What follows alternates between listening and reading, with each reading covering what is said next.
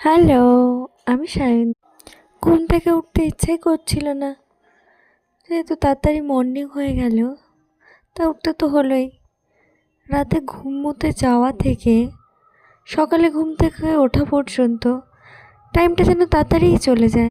যাই হোক, সব ভালো না লাগার মধ্যেও একটা কিছু ভালো লাগার জিনিস আমি খুঁজে পেয়েছিলাম। শীতের সকালে জানলার ধারে বসে রোদ পোহাতে বেশ ভালোই লাগছিল। বইটা খুলে ঢং তো করছিলাম ঠিকই, আসলে কিন্তু পড়া আমার হচ্ছিল না, পড়তে ভালোই লাগছিল না। এই জিনিসটা আমার সঙ্গে সবসময় হয়। আমি যদি একটু পড়তে বসি, যদি একটু বইটা নিয়ে বসি, তাহলে আমার সব ধরনের কষ্ট চলে আসে। সব থেকে ফার্স্টে আসে তোমার ঘুম। 24 ঘন্টার মধ্যে যদি আমি 22 ঘন্টা ফোনটা ঘেঁটে ফেলি, তাতেও মনে হয় আমার ঘুম আসবে না। যদি আমি 1 সেকেন্ড বইটা খুলে নিয়ে বসি, তাতে আমার যতটা ঘুম আসে। কিছু করার নেই, বলতে গেলে এটা আমার খুব বাজে একটা স্বভাব হয়ে দাঁড়িয়েছে। পুরো মর্নিংটাই কেমন জানি আমার দূর ভাল লাগছে না বলেই গেল। তো আমার ভালোই লাগছিল না কিছু, না পড়তে, না খেতে, না রান্না করতে।